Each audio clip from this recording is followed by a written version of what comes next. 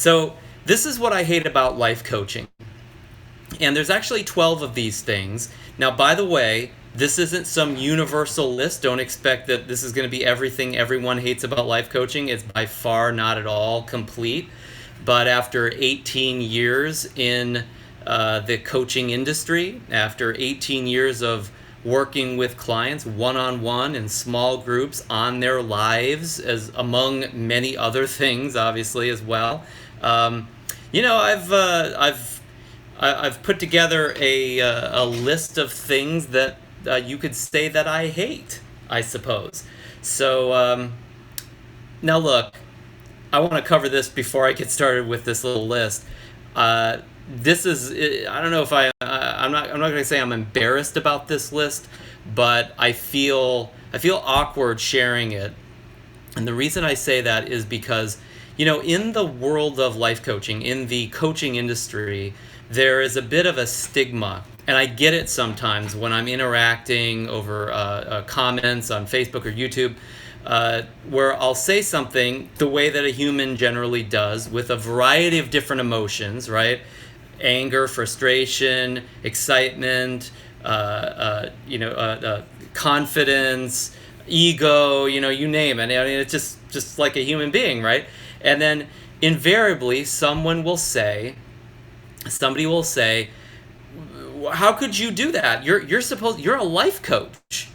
You know, how can you be angry about this? Aren't you supposed to be this high and mighty life coach? And they'll say it like it's some kind of like a judgment, right? Like, you know, you must be full of it because you're supposed to be on top of the mountain, the guru, and you're really not. So you're just full of it. And you know, I see this every once in a while, not all the time, but, you know, from time to time.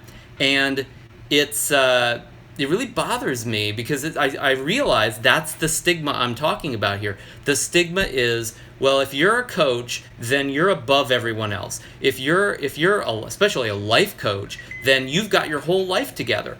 If you're supposed to be able to coach me on my life, then your life is better than mine. And not just your life is better than mine, you are better than me. You're in some way above me. So you're above the fray. You're above the emotions that we all us humans tend to have, right? And so I'm not embarrassed to share these things, but I feel a little awkward because I know that I'm dispelling a bit of that stigma for anyone who says, well, you know, Jeff's a coach and he's been a coach for years and he's supposed to not hate anything or not get angry or not get frustrated or not feel sad or depressed or just any of the other kind of like less than empowering emotions that human beings go through. I go through them too. And so I hate to mess with anybody's illusions about this industry or about me for that matter. You know, I would hate to lose a certain amount of authority as a result of having this conversation. But, you know, when I came up with this and I was thinking about this, I started to realize, you know, like we need to have this conversation because it's something that I, you know, cover up in a way. It's something that I hide, not by virtue of like not wanting to be honest about it, but it's something I hide by virtue of always being the coach. You know, when I'm coaching you, the last thing I get to be is hateful, right? Judgmental, all the things that we know will disempower a relationship, disempower a conversation that would truly be supportive of empowering someone else. It's the last thing I would want to be. But I think as a result of that, sometimes people can get the misconception that, you know, I don't actually go through those things. I don't feel those things. I don't have those opinions, those judgments, those things that we all share as humans, even though it's not necessarily the prettiest thing in the world. So anyway, so I'm going to share the 12. There's 12 of these things that I could at least come up with off the top of my head. That over the last 18 years of me being in the coaching business, coaching individuals on their lives, their businesses, from all walks of life, really, what I find that I really hate about coaching. So let's get into it with number one, refund request. Now this one should maybe seem a bit straightforward, but I hate it when someone gets in touch and says, "Hey, thanks for the program, thanks for all the coaching, but give me my money back."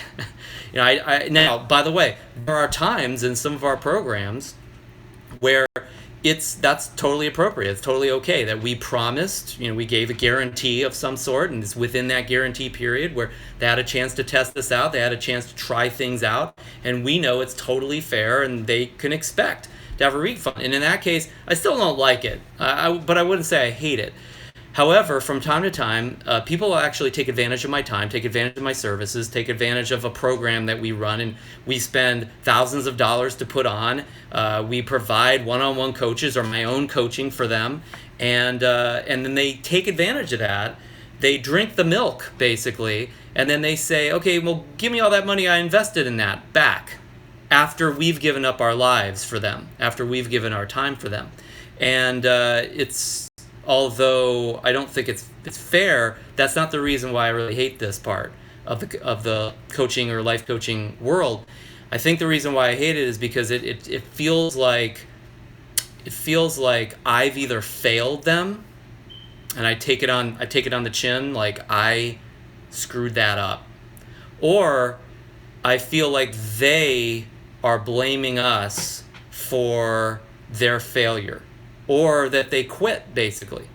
And if I really know we delivered for them, then in a way it feels, I feel angry. I feel like I've been taken advantage of, if you will, or I feel like, they're like powerless. And I'm going to talk about a couple of those different emotions and those different experiences in several of these other things that I hate, but that's the piece. It's upsetting, and then what I think is the hardest part for me is having to sometimes let people down and say, "Look, you took advantage of this. You knew the deal. You signed the agreement. Like, you don't get your money back from this." And it's totally fair. I don't like to disappoint someone, and I already know they're probably disappointed if they're asking for a refund. And I also know I'm probably going to disappoint them even more if I decline the request for a refund. Now, look, after 18 years in the industry, I won't hesitate to do that. In fact, I probably will be kind of angry when I do it, because I'm like, "Look, you knew the agreement. Why are you asking?" Like, somebody requested a refund the other day. They're in our top program, and they said, "I've already taken a third of this program. I've gotten all your private mentoring. I've gotten all these things from you, but give me half my money back." And it's like, "Look, you signed up like a year ago. You already agreed this is a non-refundable program. This is for big boys and girls." And I actually got kind of angry. Like, why do I have to tell this person what their agreement is and get their integrity back in with what they agreed to? Like, why is it my job to do that? And it just felt kind of resentful. And I felt that feeling before. I still will handle things. I'll still, treat people with total respect. But at times I will have that feeling sometimes. And yeah, I think I just take it personally, because it's not like some product. It's not some dead, like, here's this marker. If you don't like it, you can always take it back and I'll just give you, like, this isn't me. This is just something I built or something I made. And when it's something not only I built, but it's really something I've not just put my heart into, but that it's me that I'm giving them. I'm giving up my life in a way for what they purchased from me. They're purchasing my time, my life energy, and my emotion and my faith and my own risk on them. Yeah, I guess I get kind of angry with that. If they're breaking their pact in that we've set up for everybody's benefit. Okay, second thing I hate about life coaching is quitters. Now, we just talked about refund requests, so that's a part of it, So sometimes when somebody requests a refund, they're kind of quitting, and I'm just like, it's disappointing that they quit. I think the part of this that really that I hate the most is that, when I was really young, I was just getting into, you remember this, Jack. I was just getting into music. I actually went to music school. I went to New York City and studied with the top musicians in the world and played at the Blue Note. It was a fantastic experience. But when I was first doing that, I was still in high school. I was studying at Jacksonville University with a professor there and practicing my saxophone. And I came upon this quote by Calvin Coolidge. And you may know the quote. It's like, nothing in the world will take place of persistence. You know, there's plenty of educated derelicts. There's plenty of people who are talented that have nothing, but it's just not giving up is like the key to success, basically. I really took that to heart with my music, and I put that all over my notebooks and everything. Like, I'm not going to quit. Persistence trumps everything, right? So. For years and years and years, I was persistent through that industry, and I was, had minor success, what I felt like was success, but it was very important to me, and I got a lot of benefits from that, just what I would call persistence. And then I take that with me to the coaching world now, where I've been for 18 years. How's that for persistence? But when I see somebody get started, yeah, Calvin Coolidge, that's right, that's exactly right. Anyway, whatever. So that's right, Jack. So, but anyway, so when I see somebody go into one of our programs and they're getting into the coaching industry and they're in it for 12 days and they quit, not just on our program and us, but they quit on themselves, or they're in it even for 3, 4, 5, 6 months and they quit. And that doesn't mean they're quitting our programs, right? That doesn't mean they're quitting. That they're bouncing on everything. It's just like they've quit the process that I know will make a difference for them.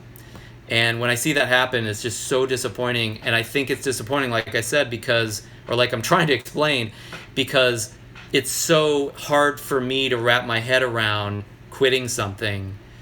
Because I'm so addicted to persistence. I'm addicted to that, not struggle, but I'm addicted to feeling great about the fact that I didn't quit. And I would kind of hate myself if I did that, I think. And so, I don't hate somebody for quitting, but I hate the fact that that happened, because I know what a price it is for them, and it's probably going to follow them in the next opportunity that they take on. We just got a comment on YouTube, but I don't know if I can see it. Sorry, guys. It came and it went. It pops up on my screen and then it kind of disappears. So feel free to copy and paste it again in the chat, and I'll try to grab it while we're in between hates here. So anyway, that's quitters. I hate that, and I have a hard time getting over it a lot of times. I do better now after 18 years of seeing it. Okay, third thing I hate about life coaching is blamers. Now, I actually talked to somebody today about this. One of my mentees that has a very successful coaching business, and they're dealing with, this is the third one, Jack. This is the third thing I hate about being a life coach. Okay, got it. Great. We're all together. We're going along on this train. So anyway, point being, that when we're in a position of authority, like coaching is kind of that position. A lot of times people look to us as what I would call the Buddha, like the easy button, like the magic amulet, the thing that's going to get them the result, because we have some kind of mojo, like I said before, like that they don't, right? And so when they start working with us and things don't work out quite the way they had expected, or they don't get what they want initially, or it gets hard for them and it's not as easy as they thought, like their expectations aren't met, that can include with the coaching conversation or just with the results or lack of results that they're getting. A lot of times they'll just blame me. They'll blame the coach. It's like, your program didn't work, so you're broken, or your coaching is broken, or there's something wrong with you. It's like that kind of thing. My client today, we had a conversation about this. He said, my client told me, I'm trying to remember the words he used. My client told me, you should just be able to read my mind and figure out what I want before I tell you. It's like, it's great if I can do that, right? But seriously, you're going to expect that that's what I can do. That's what I'm always going to do with every expectation. I'm like some kind of genie in a bottle. And again, as coaches, we kind of I think we use that, we take advantage of that too much in our marketing. Like we have some kind of magic, and then people sign up for working with us and they blame us for their failures. It's like it's a double-edged sword in a way. And so, but it's again, it's so counter to what I believe. I think that's why I hate it. It's like I would never like blame someone else for my lack of results. Like I can critique a program. I can tell you the problems that I have with what you're doing for me or not for me or whatever. I'll do it all the time. And in fact, I literally have a video I just ran. I'll put this in the Facebook chat, and I'll put it in YouTube later. There's a video I posted the other day about 6 different life coaches that I hate. So I'm very, very vocal about problems that I have with services, different coaches and how well they actually deliver on something. But so I don't have a problem with critique, but blaming, saying you're the reason why I have a problem or you're the reason why I can't get my result. It's like, well, now you just lost everything because now you've given up your power to me. And if it's my fault you're failing, it's ultimately you don't have any power over your own success. You have no control over your future because you just blame me for it. That's it. And so, yeah. And by the way, I think the other problem I have with blamers is that how can I coach you if you blame me, right? How can I do it? It's like I'm too busy not defending myself, right? Because I'm not about that. But I'm too busy trying to make you feel better about something you think I did to you or didn't do for you or something like that. And that's the reason why things aren't working out. I get value from that because now I got a critique. I was telling my client this today. I was like, there's actually these people that are quitting your coaching. There's value in what they're saying because you can learn how to improve your program. That's great. I don't like the fact that they're quitting, but or that they're blaming you for your program or whatever. But these are great gifts that they're giving you. It's like, hey, you can add this to your program. You can make this even better. It's like that strengthens me. When you blame me for your failure, I get stronger. You, however, you get weaker. And I don't want you weak, right? So let's critique the program. Let's make it better. But let's not take your power away because there ain't nothing free. And if you blame me or you blame anything for your problems or your issues or your lack of results or your unhappiness or whatever, that has a price, and the price is all the power that you have in the world. Because now the government or your coach or the program or technology or time or age or blah, blah, blah, blah, blah, that becomes the reason why your life sucks or your business sucks. So now I actually have this part of my list as a victim. That's what you end up being. Let's see, what a comment on Facebook here. Did they also tell you not to put long cylindrical purple things in your... I can't remember doing that, so but let's not bring it up here, Jack. Maybe I did. I don't know what that is, though. You remind me. Anyway, so hopefully you get the point by this. This is a blamer. One of my clients texted me this today. He said, a client quit coaching. He was basically going around to other clients of mine blaming me for his lack of results, saying that, my coaching doesn't work, basically. And he just didn't want to do the work. He didn't want to take action on this. And it's his ego, he's a jerk, all this kind of stuff. But ultimately, he just wants to be right. He just wants to feel good about himself, and he's going to blame me. He's going to feel better about himself by tearing down my program, saying that I'm just no good. It's not him, it's me, right? It's the coach. And so he's like, look, this guy's telling all my clients what, it's all my fault. What do I do? And we had to have a serious conversation about what to do about it, because there are things that can be done. But hopefully this makes sense as to why, anybody in a service business, including a life coach, would really hate being blamed, because it's like You got to take responsibility for your life. Enough said about that one. Jeez. All right. Rant continues with the fourth thing I hate about life coaching. Victims. So it's kind of like what I said before. It's like first when we blame someone, instantly we become a victim, right? So now sometimes people won't blame me or my program for their problem or their issue or their limitation. They just start out as a victim. So they're not, I mean, they were probably already blaming things in their life, but they've gotten past that. They've gotten to that victim stage where it's like, oh, woe is me, and I'm never gonna make it. It's not gonna work out, and it's like they get into that powerless state, and sometimes people sign up for coaching because they're such a victim that they figure the only way out is by someone they can like commiserate with about being a victim, that they can get validation that they're a victim, and they really don't want to change their life. They really don't want to improve things. They really don't want to go to the next level. They really just want to feel like they're correct, that they are a victim and it's not their fault. They want to release themselves from responsibility. They want to get rid of the blame. That's on them. Now, probably deep down they're blaming themselves, but that's why they're asking their coach. They're like, hey, coach, this is the reason why it's not working for me. I used to have a client, he used to say this all the time, great guy.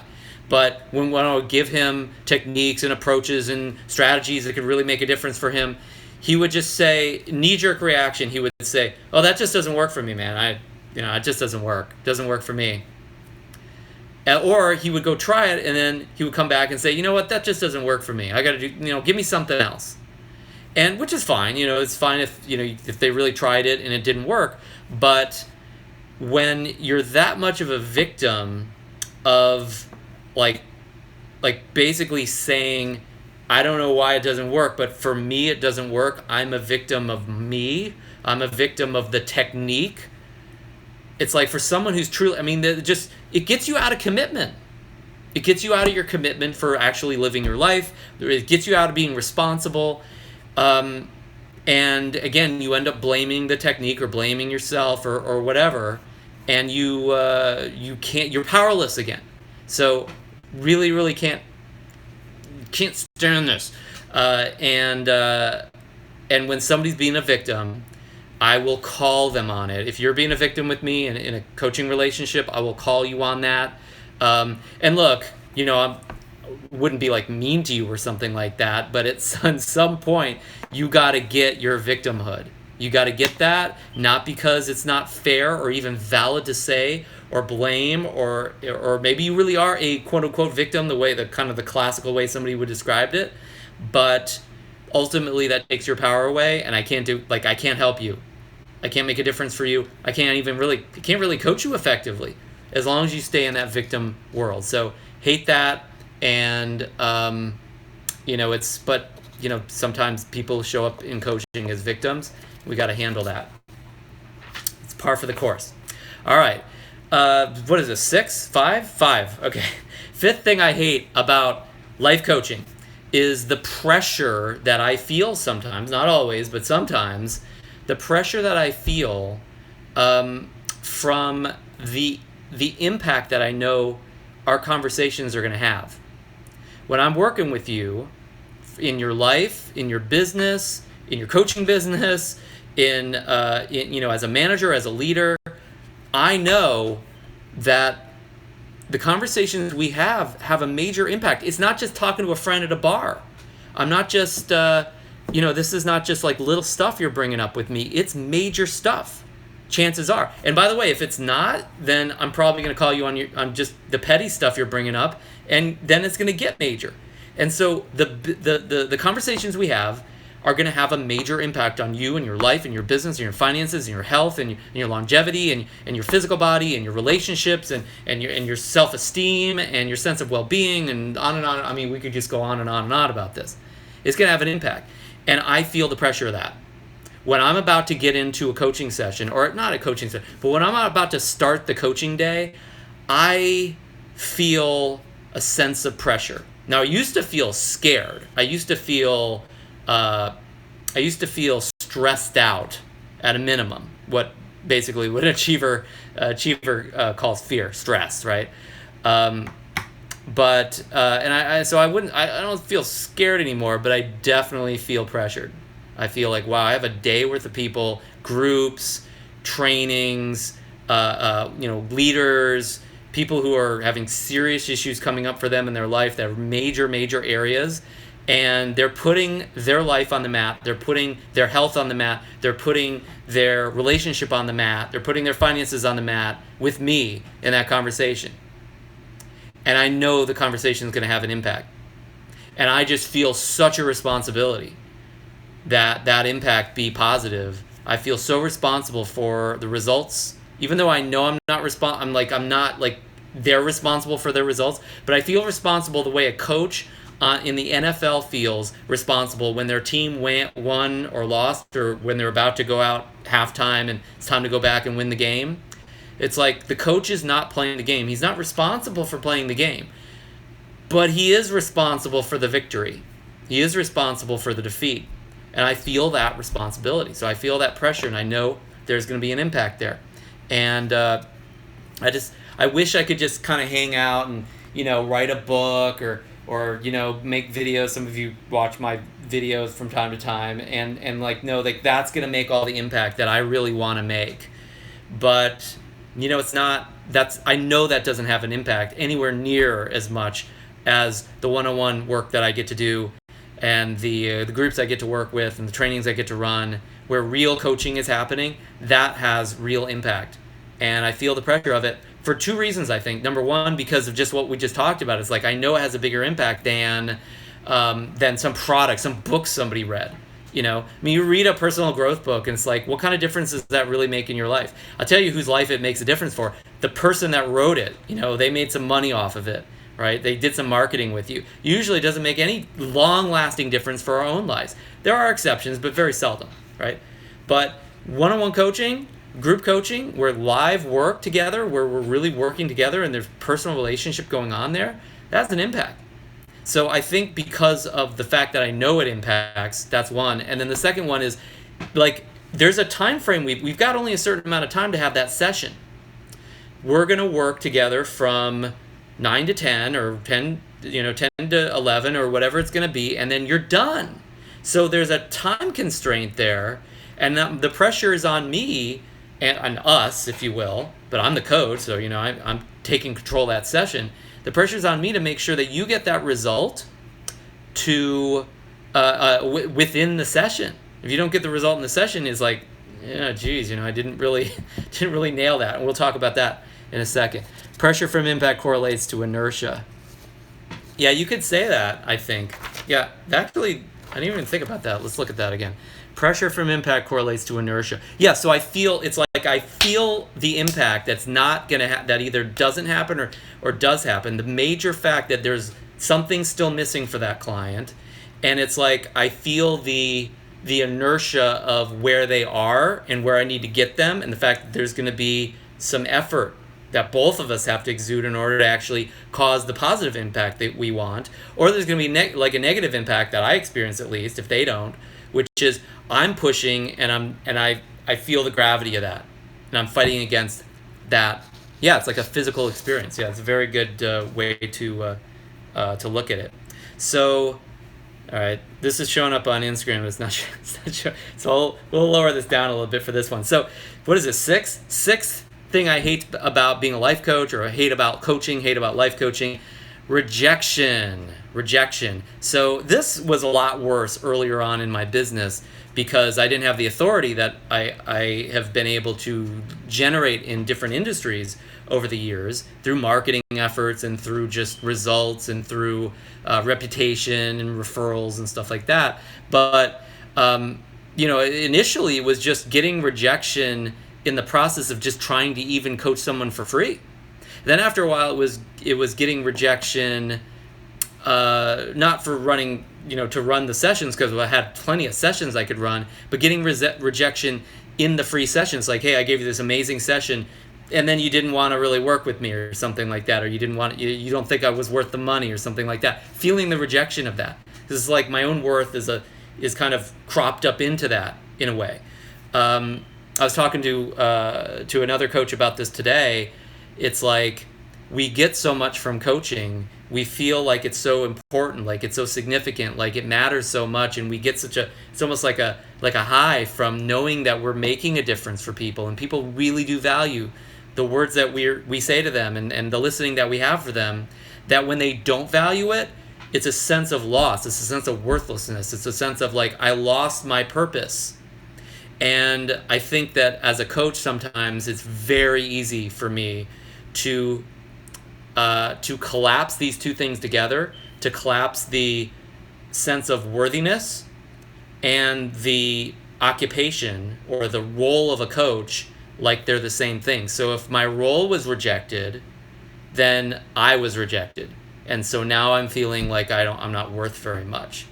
And I know better, like logically, but because I get so much a sense of power and significance and ability and like I really can make a difference and have an impact on people, like we were talking about before, the pressure from that impact, I feel that in a good way. When I feel like somebody didn't want that from me, or didn't think it was worthy enough or valuable enough, yeah, it's like, it feels like a rejection. It feels like a rejection of me, not just a rejection of the concept or the idea or the opportunity. And I know better logically, but yeah, I hate feeling that, I think. And yeah, I mean, even if somebody purchases a service or a product from us, if they walk or they quit or they ask for a refund or something like that, it's still a sense of rejection to some extent. Sometimes if I'm talking to a client and we're in the middle of like, we're going to do all this great stuff and we're, working together on some important things in their life. And then one session they come on and they say, I've got all these complaints and I'm going to tell you all the things that I think are wrong with what you're doing and what I didn't get and what, like that blame kind of thing. First thing I feel is rejection. And I still care about them because I really have to in that moment. It's like, that's my job, right? But, and so I'm committed to them. But in the same breath, there is something underneath that of a sense of rejection. Like, and I think after I'll get off the phone with them, that's when I'll feel it more deeply, because it's after the fact. And now I'm not like just working with them and dancing with them. The dance is over, and now I got to think about, gosh, is there something wrong with me? What, I feel rejected. I feel like I lost the game, if you will. So that's number 6. Let's move on to number 7. Seventh thing I hate about life coaching, being a life coach, being a coach, the helplessness and powerlessness sometimes that a coach can feel. Now, I just talked about, like, sometimes, being a coach feels really powerful. It's like, wow, I have this huge impact. But there's other times where it feels helpless, feels powerless.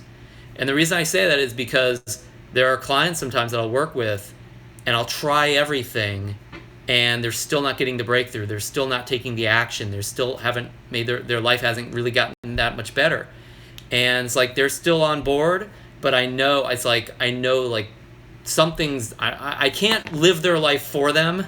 I can't get out and push. I can't go visit them and live with them. I only have an hour here and there to work with them and all the resources that I can send them. And sometimes it's like, I feel powerless. I feel like it's not enough. And so I hate that when I experience that, the feeling that, geez, it's like, I know there's something I could do. It's not like being resigned. It's more like frustration. Like, I know we could get there, but I feel like I put everything I can into it, I thought, and we still haven't gotten where I wanted it to go or where they wanted it to go. Yeah, it feels like, gosh, I just don't have the strength. And I know better. I know I've got what it takes. I know they have what it takes. I know we'll get there eventually. God's delays are not God's denials. But it's like at the moment, it's kind of like after a really good workout, if you're lifting as much as you can possibly lift and you feel weaker, not stronger, even though you're actually getting stronger in that process. So that would be the 7th thing I hate. Number 8. And I have to tilt this down again. Sorry. We're cutting me off now. This one's a fun one. When I screw up, when I go off the coaching rails, I love this picture. This is like the train going off the rails. This is me. This is how I feel sometimes as a coach. It's like, we're crashing. So anyway, I hate this. I hate when I screw up. And look, I do this. Like, there are times I know how to coach, I know all the techniques, I know who I need to be for them. And, there are moments when I wasn't who I needed to be. I'm not being that at the level I needed to. I wasn't in the right state of mind for that session. I didn't say the right thing. It's like the day later, oh yeah, that's what I should have done with that client. Well, it's too late now. It's like the session was yesterday. So, when I go off the rails, and it's not that, like, what I'm upset about here, what I hate about this part, is not that I can't. It's not that it didn't work out that time. It's not that, because there's always another session. I mean, it's a series of sessions that we build on, right? What I really hate about it is when, or the part that I hate would be when I knew better. Like, I knew what I needed to do. I know that technique. I know that approach. And I didn't do it. It's when I'm like, I regret what I didn't deliver because I knew what to do. Like, I had the capability. I was like, I've done this before. Why didn't I do it that session? Right? And so, yeah. So, for what it's worth, it's the screw ups. The things that are not just, it just didn't go well, but it's like, I know I screwed up on that session. And I hate it when that happens. So, like, if you remember Saturday Night Live, they had this old skit. It's like I pound this hammer onto my hand and it hurts so much. I hate it when that happens. It's like, that's how I feel about that one. Anyway, so what is this one? Number 9. Ninth thing I hate about being a coach, about life coaching, is knowing there's someone out there coaching better than me. Now, look, this is just flat ego on my part, okay? This is not the higher consciousness that I know I can be. This is not my higher self. This is just ego. It's like, I'm such a great coach. I know I'm good at what I do. I know I have the skills.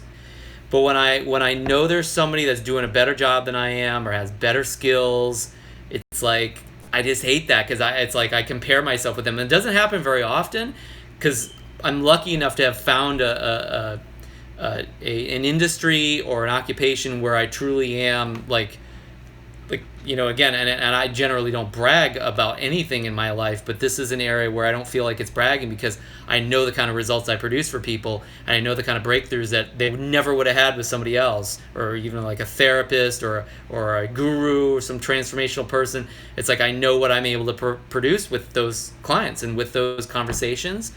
So it's, I guess I know I'm lucky to be doing something that I'm blessed with a tremendous amount of skill, and that I am not only a natural, but I'm well practiced enough and well prepared enough that I know I'm one of the best in the world. I don't say that about stuff. This is an area where I know that I'm in that ballpark.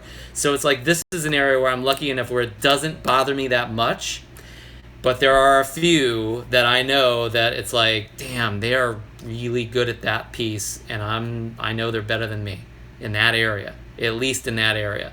And I hate that. I remember, like, I was not anywhere near one of the best musicians in the world when I was practicing that world. And I was practicing like crazy, and I spent years and years and years, like I was talking about before, persisting in that area.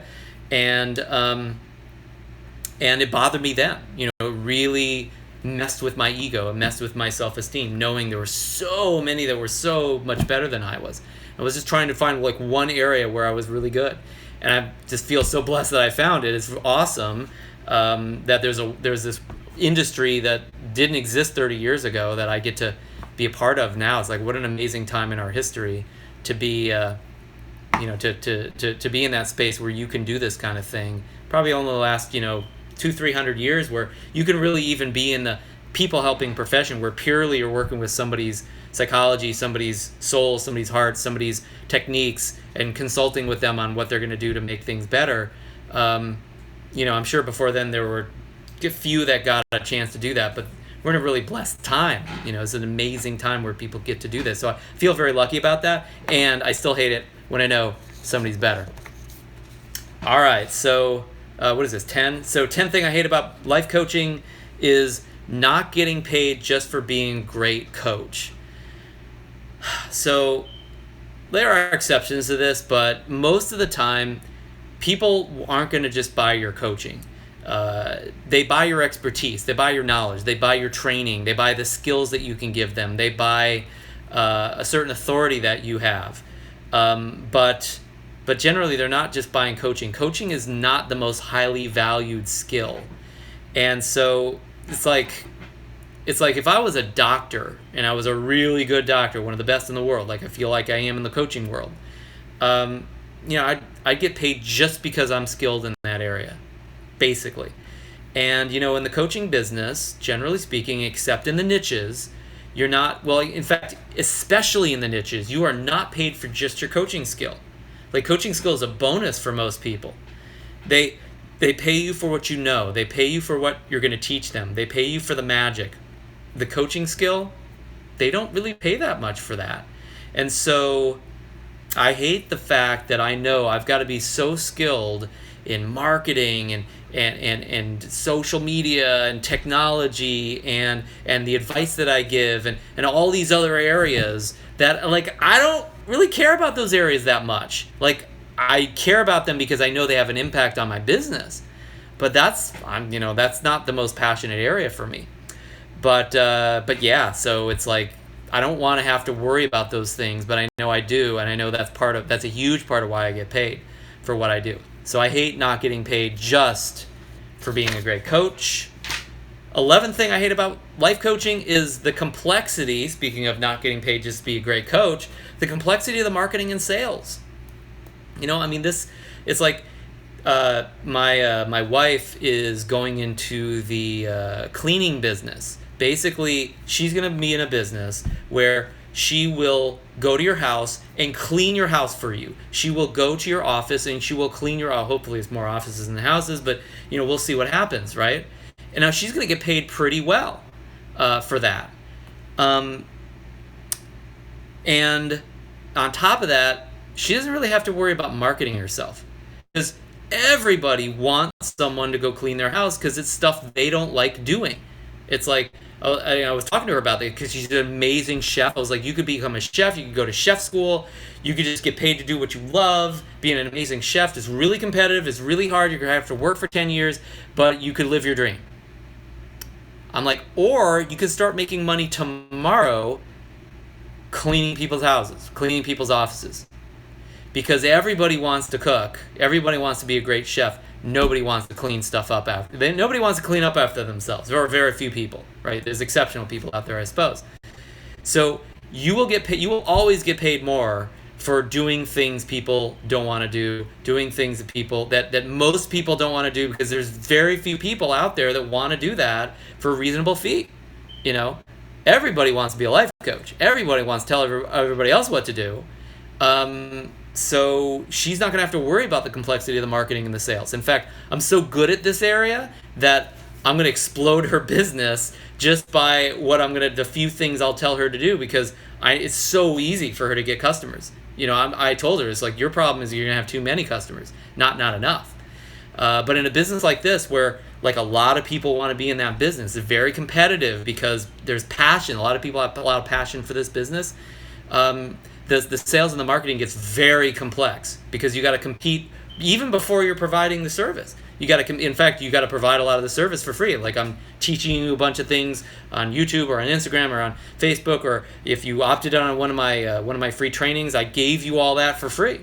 I had to do all that for free. That's part of the complexity of the marketing and the sales. So I hate that about the life coaching world. There are people that I mentor. They hate this too. I know that. And we wrestle with that kind of stuff in order to get them to the point where they have been able to at least overcome this challenge, so that they're really getting enough clients, enough customers. It's tough. And it's like, there's so many coaches out there, and people that are training new coaches especially, I think, that tout what a dream profession this is. They tout how easy it is. And they tout like you could just travel around telling people what to do and get paid tens of thousands of dollars for it. And it's like, I don't know anybody who experienced exactly that easily. You know, if you have the audacity to step into a business where you're going to be the leader for other people and then get paid really well just for that, or mostly for that, it's like, it's tough. It's a tough business. It's competitive. Okay, 12th thing I hate about life coaching, I hate about the coaching business is no breaks. This is my day off. What am I doing on my day off? Well, the beginning of the day, I finished a blog post that I should have done earlier in the week. And then I was about to spend time with my daughter. And then one of my clients called me with an emergency. I spent like 45 minutes with them on the phone, knowing my daughter's in the other room waiting to like have time with daddy the one time, the one day off I get a week. And then I spent some time with her, and then now I'm back on a live stream with you, and I love this part. I mean, no doubt, this is a lot of fun, and it's all fun, but it's like 7 days a week. It's like I could use a couple days off each week for sure. And look, there's been plenty of times in my business, I don't want you to get the wrong idea, that I've taken month-long vacations. There's been plenty of times in my business where I've taken full weekends off. A lot of them. There's plenty of times in my business. In fact, recently, like last couple of years, I was probably working less than 40 hours a week. So this has been a business that's been very good to me. But if you want to grow it, you really got to grind. And I'm in growth mode right now, so I'm not taking any breaks. And I get a day off a week or so. Sometimes not quite that. And so I hate that. In order to grow, I know I'm going to have to go, I have to go full bore, because there's plenty others that would kill to be in my spot, and they will, so to speak. They'll give up a lot of their life to do this. And there's plenty of people in my spot that will kill to get to the next level. And if I'm not willing to do that too, if I'm not willing to give up a good part of my life and really grind away and really do everything I can, give my heart and soul, my blood, sweat, and tears to this business, somebody else will, and they'll take my business, they'll eat my lunch. And I just like ego or audacity or expectation or just belief. It's like, I can't let that happen. I got to go for it. And maybe there's been times in my life where I've been on the bleeding edge of, let's just take it easy for years, and I've even done that for a certain period of time, but mostly not. And so, yes, this is not really true about the industry. I'm blaming a little bit here, but for me, the part I hate for the way I run my coaching business is that it's like there's no breaks, because I'm just there for my clients 24/7. It's a part of the service, and I feel blessed to be in the position where they can take advantage of that, and that they want to take advantage of that, and it matters to them that much. But at the same time, I'd love to have a break from time to time as well. So those are the 12 things I hate about the life coaching business. If there's any that I missed, let me know. Let me know if there's any that I missed, because let me know what you hate about the industry, about being a life coach, about being a coach in general. What are the things, there it is, there's our top. What are the things that you hate about it? And tell me what what I missed. Because this is just my personal experience. It's not necessarily yours. So always curious, always interested in your feedback and what's going on in your world. Take care, and I will talk to you next time.